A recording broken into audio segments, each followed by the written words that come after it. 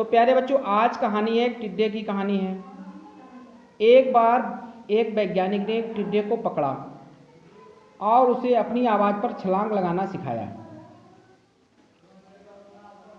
वैज्ञानिक टिड्डे से कहता कूदो, तो टिड्डा उसकी आवाज़ सुनते ही जोर से छलांग लगा देता। अब वो वैज्ञानिक था तो प्रयोग करना बनता ही था।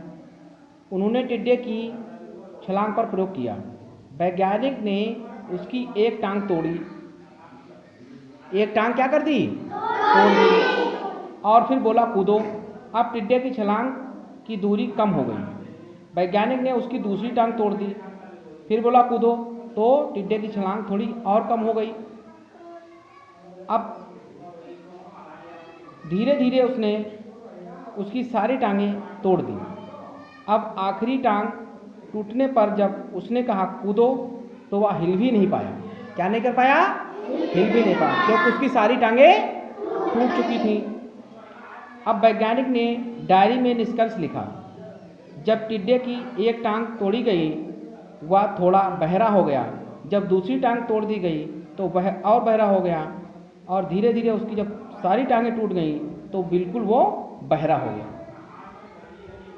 उस पर चिल्लाने का कोई असर तक नहीं हुआ, क्योंकि वह अपनी जगह से हिल तक नहीं पाया।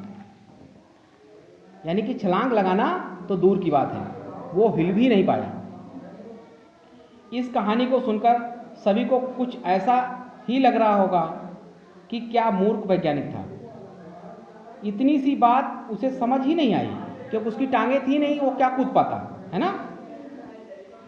या कुछ लोग ये भी सोच रहे होंगे कि यह बात बच्चे को भी पता होगा कि टिड्डे की छलांग उसकी टांग टूटने की वजह से कम हो गई, ना कि बहरा हो गया।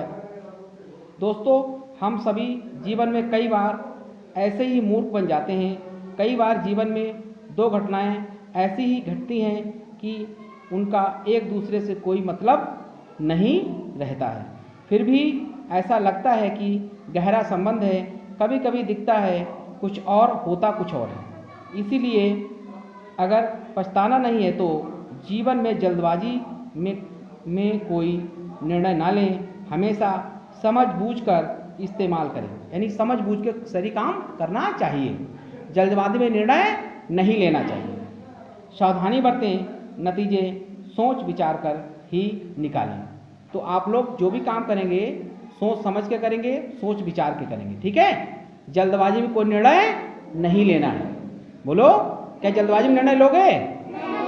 नहीं लेना है, ठीक है? चलो क्लैपिंग करो बच्चों।